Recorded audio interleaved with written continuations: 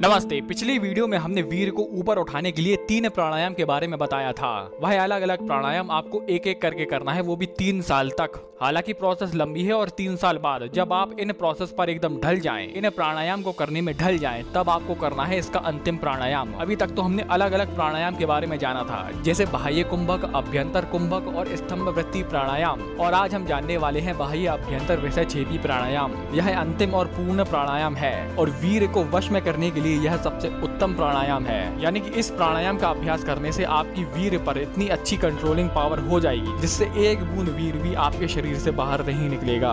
हमने स्तंभ वृत्ति प्राणायाम में ये जाना था कि हमें सांस को ना तो लेना है और ना ही छोड़ना है। जैसी स्थिति में आप हैं वैसे ही आपको रहना है। इस प्राणायाम में आपको करना क्या है कि सबसे पहले तो आपको बैठ जाना है, बाह्य कुंभक प्राणायाम करना है और उसके बाद उद्यान बंद तथा जालंधर बंद लगा लेना है। अगर आपको डिटेल में जानना है कि भाई ये सब चीजें क्या होती है, मूल बंद, जालंधर बंद, उद्यान बंद और बाह्य कुंभक प्राणायाम, अभ्यंतर कुंभक प्राणायाम और स्तंभ वृत्ति प्राणायाम, ये होते क्या है, तो इसके लिए आपको मेरी पिछली वीडियो देखनी पड़ेगी। इसका लिंक मैं नीचे डिस्क्रिप्शन बॉक्स में दे दूंगा। उस वीडियो को देखे बिना आपको कुछ समझ में नहीं आने वाला है कि मैं इस वीडियो में मूल बंद, जालंधर बंद ये नाम क्यों ले रहा हूँ, ये होते क्या है। हाँ, तो सबसे पहले आपको करना क्या है कि आपको बैठ जाना है सिद्ध आसन में। आपको करना है बाह्य कुंभक प्राणायाम, उसके बाद आपको लगा लेना है उद्यान बंद और जालंधर बंद। और जैसा कि मैंने पहले बताया है कि मूल बंद तो हमेशा लगा ही रहेगा।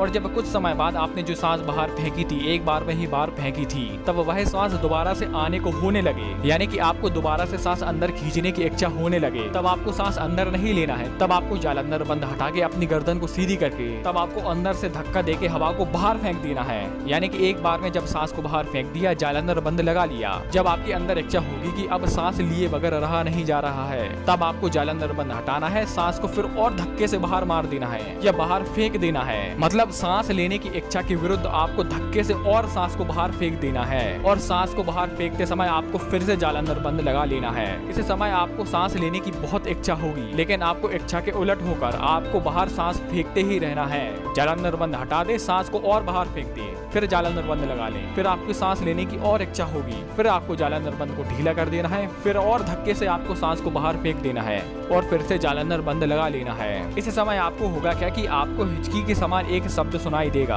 आपके शरीर से पसीना छूटने लगेगा, आपको घबराहट महसूस होगी। तब आपको अंत में जालंधर बंद हटा लेना है और सांस को अंदर लेना है। अब ये रहा बाह्य अभ्यंतर विषयछेपी प्राणायाम का आधा भाग। अब इसके आगे हम पूर्ण भाग के बारे में जानते हैं। यानी कि अभी तक तो हमने एकदम से सांस छोड़ने और वापस लेने के बारे में जाना था। अब हम इसके अगली प्रोसेस के बारे में जानने वाले हैं। अब आपको करना क्या है कि आपको 2-4 सामान्य सांस ले लेनी है। इसके बाद आपको करना है अभ्यंतर कुंभक प्राणायाम। अभ्यंतर कुंभक प्राणायाम यानी कि आपको एक बार में ही सांस को अंदर भर लेना है और एक बार में ही सांस को अंदर भरने पर आपको लगा लेना है जालंधर बंद। और जैसा कि आपको पता है कि मूल बंद तो सभी प्राणायाम में लगा ही रहेगा।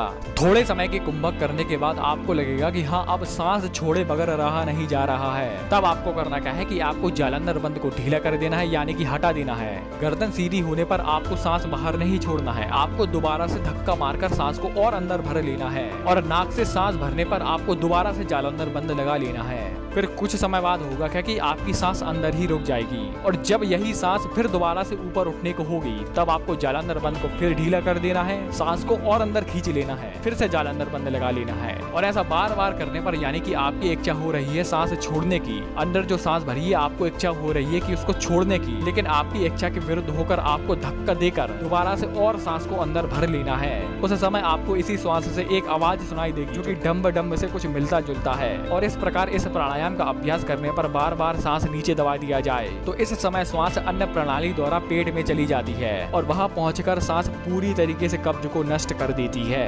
यानी कि जो भी गंदगी हमारे पेट में जमी होती है वह श्वास एकदम से उसको भेद करके पूरे पेट को साफ कर देती है। इस प्राणायाम का अभ्यास करने पर पूरी नस नाड़ियां फड़फड़ा उठती हैं, सारा शरीर पसीने से तरबतर हो जाता है और अंत में जब विशेष घबराहट महसूस हो, जब आपको लगने लगेगा कि हाँ, अब सांस छोड़े बगैर रहा नहीं जा रहा है, तब आपको जालंधर बंद हटाकर सांस को छोड़ देनी है। अब ये रहा एक बार का प्राणायाम। अब आपको दोबारा से फिर से वही प्रक्रिया दोहरानी है और जितना भी आपका सामर्थ्य हो आपको उतनी बार इस प्राणायाम का अभ्यास करना चाहिए। अब चूंकि यह एडवांस लेवल का प्राणायाम है तो आपको इसको किसी की देख रेख में इसका अभ्यास जरूर करना है, नहीं तो होगा क्या कि इसके फायदे की जगह इसके नुकसान होंगे या आप इस प्राणायाम का पूरा फायदा नहीं उठा सकते। तो दोस्तों, आज हमने जाना बाह्य कुंभक विषयछेपी प्राणायाम के बारे में। आपने वीडियो यहाँ तक देखी, आपका बहुत बहुत आभार, धन्यवाद।